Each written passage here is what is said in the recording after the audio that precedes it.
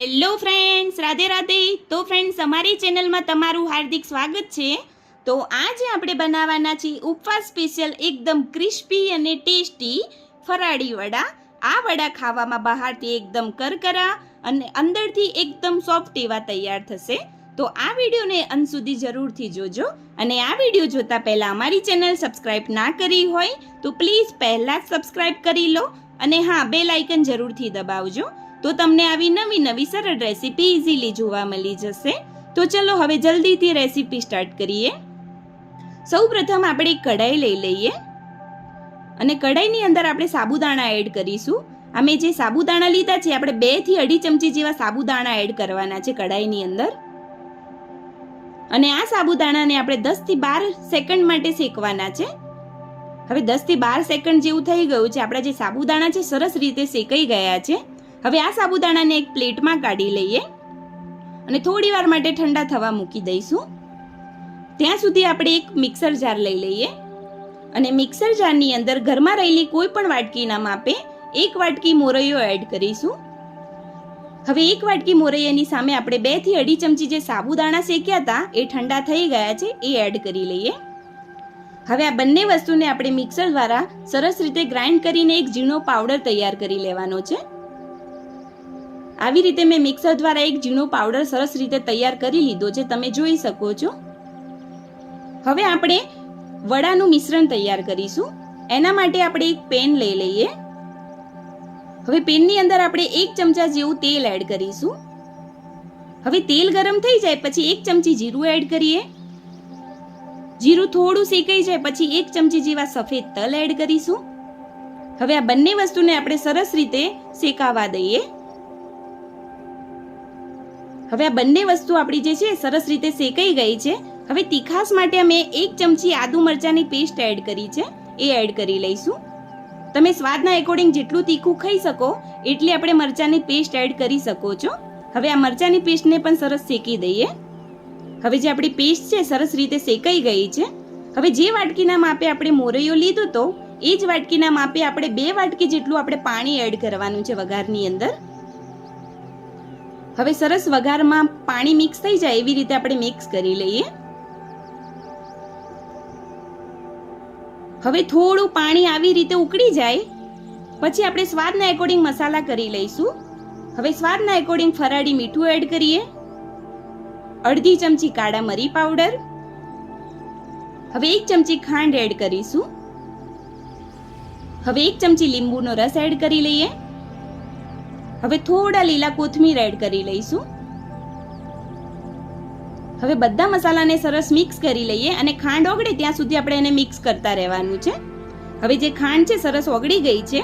હવે એમાં જે મોરૈયા અને સાબુદાણાનો પાવડર તૈયાર કર્યો તો એ એડ કરી લઈએ અને સરસ રીતે પાવડરને પણ વઘારની અંદર મિક્સ કરી લઈશું.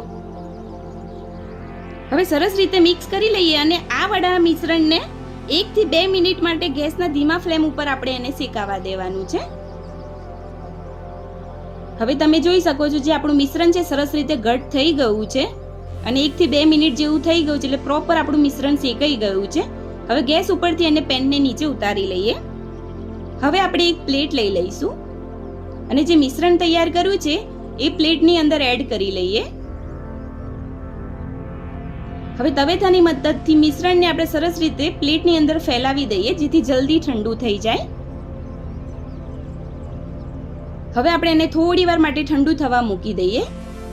હવે હાથની મદદથી ચેક કરીએ તો આપણું જે મિશ્રણ છે સરસ ઠંડુ થઈ ગયું છે. હવે મેં 2 નંગ જેવા બોઇલ કરેલા બટાકા લીધા છે, મીડિયમ સાઇઝના. હવે આ બટાકાને આપણે ખમણીની મદદથી વડાના મિશ્રણની અંદર સરસ રીતે ખમણી લઈએ. હવે મેં બંને બટાકાને સરસ રીતે ખમણી લીધા છે. હવે એની અંદર આપણે 3 થી 4 ચમચી જેવું શેકેલા સિંગનો પાવડર એડ કરીશું. હવે જે આપણે બોઇલ કરેલા બટાકાને સિંગનો પાવડર નાખ્યો છે એના એકોર્ડિંગ ફરાળી મીઠું નાખી દઈએ. હવે આ બધી જ વસ્તુને આપણે હાથની મદદથી સરસ રીતે મિક્સ કરી લઈએ અને એકદમ પરફેક્ટ વડાનું મિશ્રણ તૈયાર કરી લઈશું. આવી રીતે મેં બધી જ વસ્તુ સરસ મિક્સ કરી લીધી છે. હવે એની અંદર આપણે 1 ચમચી ઉપરથી તેલ એડ કરીએ. હવે તેલની અંદર મિશ્રણને પણ સરસ રીતે મિક્સ કરી લઈશું. હવે જે વડાનું મિશ્રણ છે એ પ્રોપર રીતે સરસ રીતે તૈયાર થઈ ગયું છે, એકદમ પરફેક્ટ. હવે થોડું મિશ્રણ હાથમાં લઈને આપણે નાની નાની શેપમાં વડાનો શેપ આપી દેવાનો છે. આવી રીતે બધા જ વડા આપણે તૈયાર કરી લઈશું અને વડાની કિનારી ફાટી ના જાય એનું ખાસ ધ્યાન રાખીશું. એવી રીતે વડા તૈયાર કરવાના છે. અને આ વડા મેં થોડા પતલા રાખ્યા છે. તમે વડાને મનપસંદ સાઈઝમાં પણ બનાવી શકો છો. હવે આવી રીતે આપણે બધા જે વડા છે એને તૈયાર કરી લઈશું.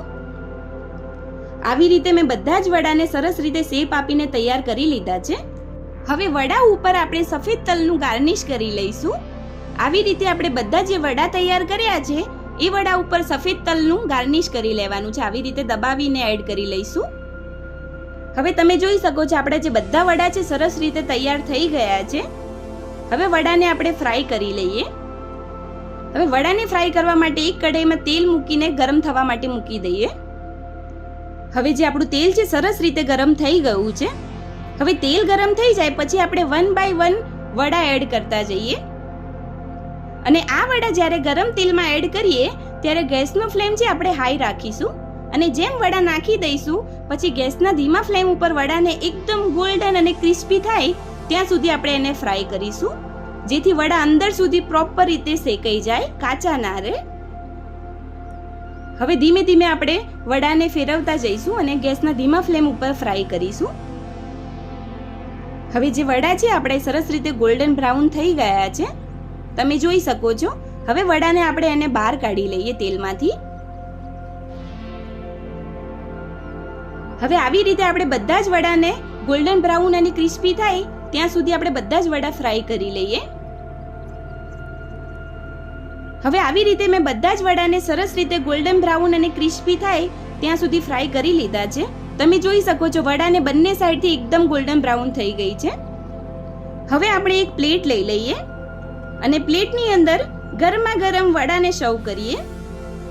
અને આ વડા 11 શ્રાવણ મહિનાના ઉપવાસ અથવા તો કોઈ પણ ઉપવાસમાં તમે ખાઈ શકો છો. અને આ વડા ખાવામાં ખૂબ જ ટેસ્ટી તૈયાર થયા છે. તો તમે પણ આ રેસીપી ટિપ્સથી જરૂરથી એકવાર આ શ્રાવણ મહિનામાં ફરાળી વડા ટ્રાય કરજો. ખૂબ જ મજા આવી જશે. તો તમે જોઈ શકો છો આપણા વડા છે સરસ રીતે એકદમ ક્રિસ્પી તૈયાર થયા છે. તો મિત્રો તૈયાર છે ઉપવાસ સ્પેશિયલ ગરમા ગરમ ફરાળી વડા. તો તમને આ ફરાળી વડાની રેસીપી વિડીયો કેવો લાગ્યો એ કમેન્ટ જરૂરથી કરજો. અને વિડીયોને લાઈક કરજો અને શેર કરજો. અને હા, અમારી ચેનલ સબસ્ક્રાઇબ કરવાનું ના ભૂલતા. હવે ફરી મળીશું આવી નવી સરળ રેસીપી અને ફરાળી રેસીપી ટિપ્સ સાથે. રાધે રાધે.